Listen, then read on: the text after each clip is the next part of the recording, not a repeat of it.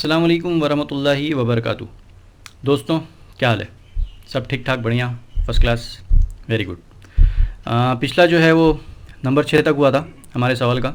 Actually बना लिया था ये मैंने पूरा साथ में, लेकिन वो टाइम देखा तो टाइम यार वो मज़ा नहीं आ रहा। 10-11 मिनट 12 मिनट तक ही ठीक है, उससे ज़्यादा फिर वो मैं भी मतलब फिर ठीक नहीं है।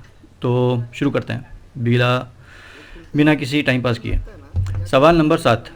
ये सवाल किसी ने पूछा था मुझको, ये मेरा नहीं है। सवाल नंबर 7। पंचर बनाने वाले पंप चलेगा क्या?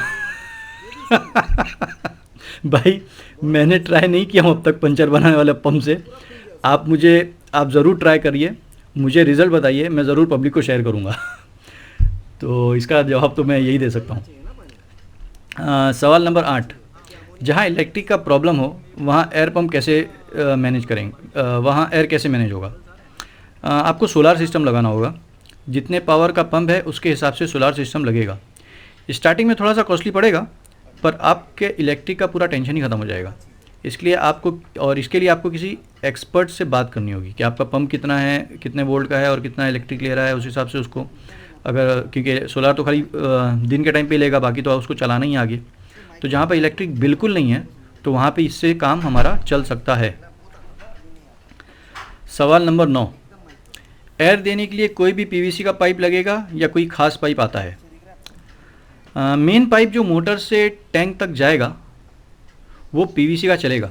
जो हमारा होता है ना, आधे इंच का, पौने इंच का, 1 इंच का पीवीसी का पाइप हार्ड वाला, तो वो चलेगा, वो फर्स्ट क्लास होता है। अलबत्ता पीवीसी पाइप से जो पाइप एयर स्टोन तक कनेक्ट होता है, जो छोटा वाला आता है, जो फिश टैंक वगैरह में हम देते हैं, वो 2 तरह का आता है। एक तो आम पाइप होता है जो हर घर के फिश टैंक में आपको नज़र आएगा, हर एक्वेरियम वाले का नज़र आएगा, वो इस्तेमाल करते हैं उसको, तो वो आम वाला। और दूसरा है अच्छी क्वालिटी का सिलिकॉन वाला, वो सिलिकॉन से बना होता है। तो प्राइस वाइज अगर आप देखने जाएंगे तो सिलिकॉन वाला जो है वो 4 टाइम्स महंगा है। मतलब अगर वो आपको 4-5 रुपया स्क्वायर फीट या रनिंग फीट या मीटर मिल रहा होगा, तो उसकी जगह ये हो सकता है 18 से 20 रुपया रनिंग फीट या मीटर, जो भी, मुझे तो पता नहीं है, जहन में नहीं है। तो वो मतलब 4 गुना ज़्यादा महंगा है एक आम हिसाब से, लेकिन लाइफ में कम से कम 10 गुना ज़्यादा अच्छा है। क्योंकि धूप में सादा वाला पाइप जो है ना वो जल्दी कड़क हो जाएगा, और सिलिकॉन वाले पाइप को धूप में कुछ खास फ़र्क नहीं पड़ता है। तो ये आप पाइप का फंड आपका क्लियर हो गया।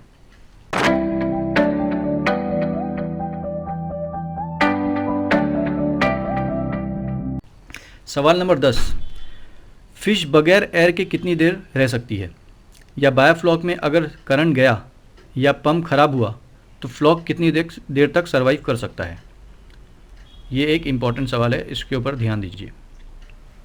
ध्यान तो सभी पे देना है यार।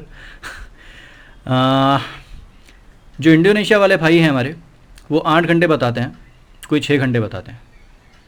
लेकिन उसमें बात यह है कि वहाँ पे आमतौर पे जो है वो मंगूर की जाती है। तो जैसा कि मैंने बताया, ज़्यादा फ़र्क तो नहीं पड़ेगा, लेकिन हमको एक सेफ़ साइड पे रहना है।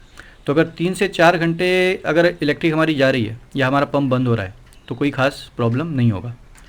पर जहाँ बार बार इलेक्ट्रिक जाती है, आती है, जाती है, आती है, वही अप डाउन वाला हिसाब अगर होता है, मतलब 3-4 घंटे इलेक्ट्रिक है, फिर 3-4 घंटे नहीं है, फिर नहीं है, तो ऐसी सूरत में क्या करेंगे? तो इसके बारे में मैंने जो एक्सपर्ट से बात की है वो उनके हिसाब से इसमें ये कर सकते हैं कि आपकी जो फीस डेंसिटी है उसको आपको आधा रखना पड़ेगा। मतलब जिस गांव में ये प्रॉब्लम है और वो बंदे के पास अगर सोलार सिस्टम भी नहीं है, अगर सोलार है तो फिर तो सोने पे सुहागा, बहुत अच्छी बात है। लेकिन अगर सोलार का भी उनके पास पैसा नहीं है तो वो फिर ये कर सकते हैं कि जो मछलियों की डेंसिटी है, जो उनकी तादाद है, उसको आपको आधा रखना है, जो आम तौर पे हम रख रहे हैं। तो इस तरीके से हम इसको मैनेज कर सकेंगे। सवाल नंबर 11। कैसे पता चलेगा कि एयर मोर देन रिक्वायर्ड जा रही है? मतलब जितनी हमको एयर चाहिए उससे ज़्यादा जा रही है, पता कैसे चलेगा? टैंक में इतनी ज़्यादा जा रही है। बहुत आसान है दोस्त, टैंक का डीओ चेक करिए। 6 ppm से ज़्यादा है मतलब कि एयर ज़्यादा जा रही है। सवाल 12।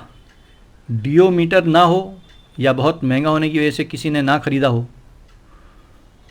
तो वो कैसे मालूम करेगा डीओ चेक करने के लिए? कोई दूसरा तरीका या कोई दूसरा उसका सलूशन? इसका भी इलाज है दोस्तों। डीओ क्या करता है? अगर 6 ppm से ज़्यादा होता है तो क्या करता है वो पानी का टेम्परेचर कम करेगा। यानी अगर DO आपका 6 ppm से ज़्यादा है तो ऑटोमेटिकली आपका पानी का टेम्परेचर कम हो जाएगा। तो आप DO चेक करने के लिए पानी का टेम्परेचर चेक करिए। अगर नॉर्मल से कम है मतलब कि DO ज़्यादा हो रहा है, अगर नॉर्मल से ज़्यादा है तो मतलब DO की कमी है। तो इस तरीके से आप मालूम कर सकेंगे कि आपका DO कम है या ज़्यादा। उस हिसाब से आपको मालूम पड़ जाएगा क्या है आपकी एयर ज़्यादा जा रही है या कम, और उस हिसाब से आप उसको सेट कर सकेंगे। अब ये नहीं बोलना कि हमारे पास थर्मामीटर भी नहीं है यार चीज़ें तो लेनी पड़ेगी। खेती बाड़ी करने के जा रहे हैं और बोल रहे हैं कि हमारे पास कुल्हाड़ी भी नहीं है और फावड़ा भी नहीं है और दाना भी नहीं है, तो वो कैसे चलेगा काम। तो सामान तो हमारे पास सब होना चाहिए। तो इसके लिए भी मैं खास क्या कहते हैं वीडियो बनाऊंगा कि अपने को क्या क्या चीज़ लगने वाली है। तो हम वो सब चीज़ें कोशिश करेंगे कि पहले ले लें। सवाल 13, एयर कनेक्टर प्लास्टिक का चलेगा? कनेक्टर समझते हैं आप? कनेक्टर किसकी बात कर रहा हूँ मैं, मतलब जो आइटम क्या कहते हैं PVC हमारा जो पाइप है, इससे हमको अपना पतला छोटा वाला पाइप कनेक्ट करना है जो एयर स्टोन तक जाएगा। तो वो पाइप कनेक्ट किसके ज़रिए से होगा? तो जो बीच में आइटम है उसको बोलेंगे एयर कनेक्टर। तो वो दो तरह का आता है दोस्त। एक तो सादा वाला आता है जो फिश टैंक वगैरह के अंदर में इस्तेमाल करते हैं, लेकिन एक आता है ब्रास का। अगर कोई दूसरा भी आता होगा तो मुझे पता नहीं, लेकिन मैंने जो यहाँ पे लोगों से मालूमात की है वो बता रहे हैं कि ब्रास का भी आता है। तो प्लास्टिक का जल्दी ख़राब होगा, उसके बजाय अगर आप ब्रास का लेते हैं तो वो जल्दी ख़राब नहीं होगा। क्योंकि अगर वो आइटम ख़राब हो गया तो उसके ना होल इतना छोटा सा होता है कि अगर वो जमते कुछ जम गया उसके अंदर, और मतलब फिर हवा नहीं जा रही है, तो एक तो प्रेशर भी आ रहा है हमारे पंप के ऊपर, और दूसरा जितनी चाहिए उतनी जा नहीं रही है। तो अगर अच्छा वाला लगाएंगे थोड़ा सा खर्चा तो बढ़ेगा लेकिन काम अच्छा होगा। सवाल नंबर 14 यानी 14 और आखिरी सवाल, आपके हिसाब से कौन सा एयर पम्प अच्छा है? हाँ, ये सवाल जानने के लिए मैंने बहुत भागम दौड़ की है। इसके लिए आपको खुद, तो इसका जवाब तो ये दूंगा कि इसके लिए आपको खुद अपने लोकल मार्केट में या ऑनलाइन सर्च करना पड़ेगा, और जो ज़्यादा अच्छा लगेगा आप उसको ले सकते हैं। हाँ, अगर आप मेरे बारे में पूछते हैं कि एयर पम्प लेने के लिए मैं किसको प्रीफर करूँगा, तो उसके लिए मैं अपने आप को अपनी छोटी सी कहानी सुना देता हूँ कि मैंने क्या क्या किया। कि एयर पम्प लेने के लिए मैं बॉम्बे के होलसेल की मार्केट में गया। बॉम्बे में हर चीज़ की अलग अलग मार्केट है दोस्तों, मतलब मशहूर है उस चीज़ों के लिए। जैसे कि मिसाल के तौर पे अगर आपको लैपटॉप या कंप्यूटर या साउंड सिस्टम वगैरह लेना है तो इसके लिए लिमिंगटन रोड, ग्रांड रोड, वहाँ पर जाना होगा, और वहाँ पे ये सारी चीज़ें आपको अच्छे और सस्ते भाव में मिलेगी। अगर कटलरी आइटम वगैरह लेना है तो मुसाफिर खाना, अगर इमिटेशन ज्वेलरी लेना है तो जामा मस्जिद, अगर फिशरी आइटम लेना है तो मस्जिद बंदर, और अगर हार्डवेयर आइटम्स वाटर या एयर पम्प या मोटर वगैरह लेनी हो तो लोहार चाल। तो हम निकल पड़े और पहुंच गए लोहार चाल, पर पूरा लोहार चाल खंगाल दिया, पर जैसा एयर पम्प हमको चाहिए था वैसा मिला नहीं। हाँ, पर यह ज़रूर मालूम हो गया कि इस किस्म का पंप फ़िश एक्वेरियम वाली मार्केट में मिलेगा, और उसकी मार्केट है या कुर्ला में या थाना में। थाना भी जगह का नाम है, कोई और थाना नहीं समझ लेना और थाना भी है, थाना यहाँ लोहार चाल से थाना जाने का जो रास्ता है वो तकरीबन ट्रेन में 1 घंटा लगता है। तो खैर आप सोच रहे होंगे कि मैंने इतनी लंबी कहानी क्यों सुना दी। वो इसलिए कि हमारे बहुत सारे भाई जो बिहार से हैं, यूपी से हैं, बंगाल से हैं और दूसरे बहुत सारे स्टेट से हैं, वो बॉम्बे आते हैं तो उनको खास जानकारी नहीं होती कि कौन सा आइटम कहाँ मिलेगा या कहाँ से सस्ता अच्छा मिल सकता है। तो उन लोगों का भी फ़ायदा होगा इस वीडियो को देखकर, तो सबका फ़ायदा होने दीजिए। सबका साथ सबका विकास, असली वाला। तो हम पहुँचे मार्केट में, पूरा घूम लिए। ये उसी दिन की बात नहीं है, 2-3 दिन के बाद गया, क्योंकि वो एक दिन तो पूरा लोहार चाल में ख़त्म हो गया था हमारा। वो अलग है और वो बिल्कुल अलग है।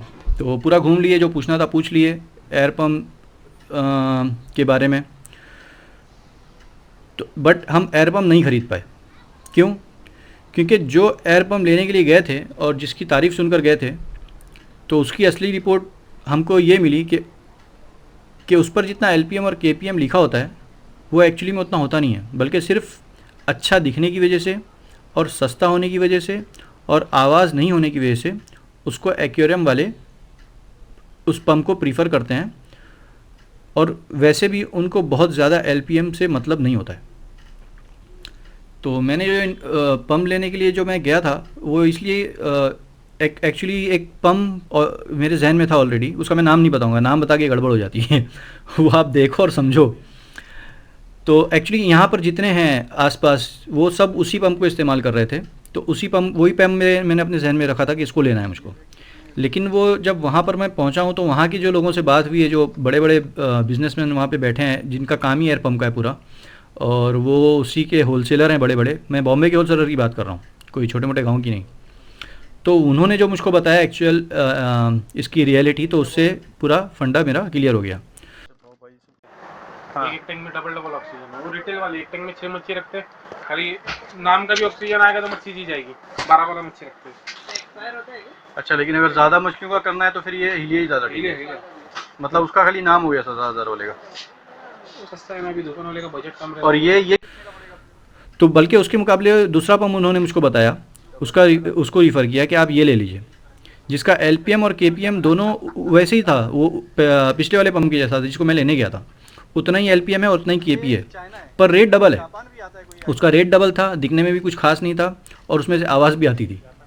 लेकिन उन्होंने कहा कि ये जो है उससे इसका जो एलपीएम और केपीएम एकदम परफेक्ट है, लेकिन ये जो है क्या कहते हैं, क्योंकि थोड़ी आवाज़ करता है और महंगा है, तकरीबन डबल है, इसलिए इसको प्रीफर नहीं करते हैं लोग। लेकिन आपको अगर फ़िश कल्चरिंग के लिए लेना है, पालने के लिए लेना है, और आप उसके अंदर ये आप जो बता रहे हो, मैंने उनको सारा बताया था मुझको क्या करना है इसके अंदर, तो उन्होंने कहा कि ये आपको ठीक रहेगा क्योंकि इसमें डेंसिटी ज़्यादा होती है।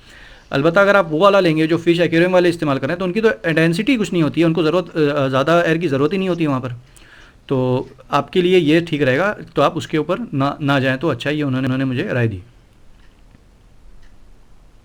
और ये बात मुझको खाली किसी एक होलसेलर वाले ने नहीं बताई, बल्कि जितने लोगों से मैंने वहाँ पे मिला और इसके ऊपर डिस्कस की, सबका बोलना एक ही था, मतलब सब ने एक ही कहानी मुझको सुनाई कि हमको तो बेचना है, तो हमसे तो जो लेता है हम दे देते हैं, लेकिन आपको हम ये इसकी दोनों की असलियत बता देते हैं।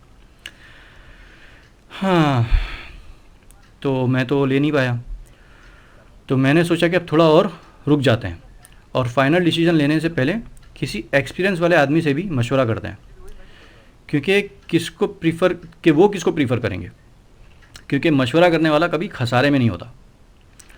तो भैया हम आ गए वापस घर, लौट के अक्लमंद घर को आए, कुछ एक्सपीरियंस लोगों से मशवरा किया, थोड़ा और रिसर्च किया, और फिर एक पंप को फाइनल किया।